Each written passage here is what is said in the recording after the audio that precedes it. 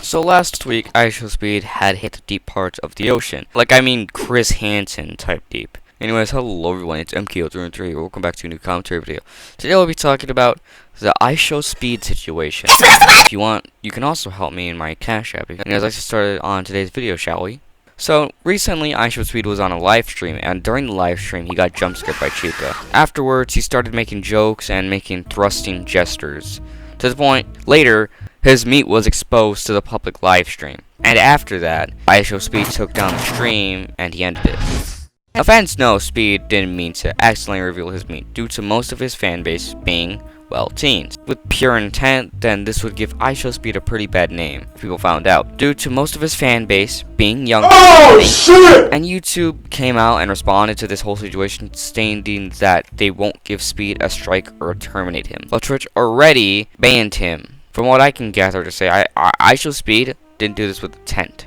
He just turned 18 this year. Doing something like this that would spark controversial opinions on him, or even worse, is way too risky for him to do. Because if someone figured out he did it with intent, then most people would make sure he has a bad name. The thing is with YouTube though, it's really complicated. YouTube really likes to favorite larger YouTubers compared to smaller ones. I bet you with the best chocolate chip cookies that if this happened with smaller YouTubers and it was an accident, then YouTube would, without a doubt, ban them. I hope soon YouTube will start to listen to smaller channels, because YouTube is pretty complicated for both larger and smaller on who they think is on the right. But they usually would pick the larger one compared to the smaller fan base, because the fans of the larger platform or the larger channel would usually give YouTube a bad name and complain about it online. Things like this are just hard to tell what YouTube really is going to do about it. But what it shows is YouTube, if they wanted to, they can be a really good social media platform. But it keeps getting offsetting itself, not always helping the smaller creators with issues that can be long-term problems. And some days they just don't give a fuck about whether they are small or not. They just don't care about the issue. And very rarely, but noticeably,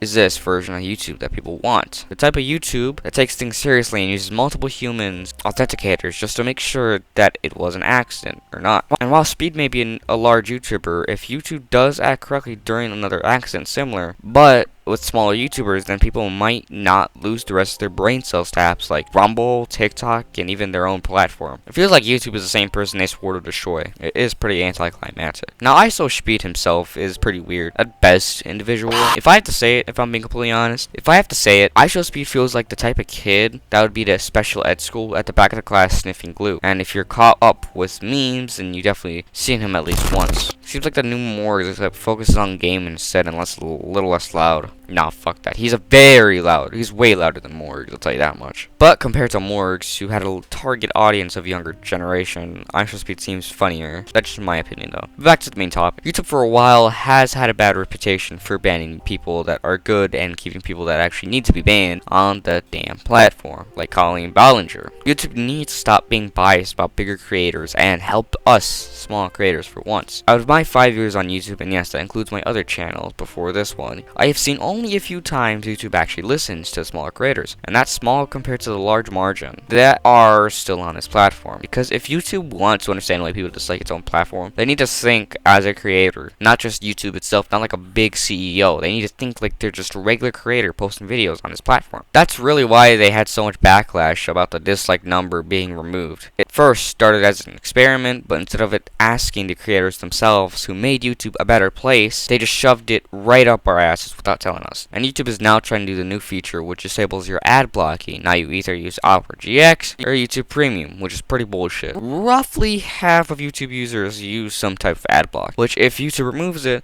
it makes them look bad. Now, I don't recommend to use ad block on all of YouTube, but just for your average homepage, just like one of those weird videos that you don't know. I don't recommend to use it on your favorite creators though, because your favorite creators, the only way for you to help them out is through ad revenue, without having to pay anything or nothing, just ad revenue. Now, the larger ones also have shopping and other types of stuff like sponsorships and affiliate links. Now, that seems like a good thing, right? Like, they have this until you take the fact that YouTube is removing something only the people can decide. If the bigger part of YouTube decides, hey, we don't need ad block, then they'll say we don't need ad block. The larger margin saying we need ad block, then keep ad block. You're taking away the rights of what the people want to keep. Because trust me, there is a lot of people that have ad block. You'll be surprised if you search it up yourself. I do have high hopes that the new CEO is trying their best to do whatever they can do, but they really need to let the people decide this time. No one likes being controlled and having something forced upon themselves. Like, it's what you get and you have to take it for granted. No one else. And this situation reflects on how YouTube, if they really wanted to, can be a good platform for all creators. But it's up to them to really decide.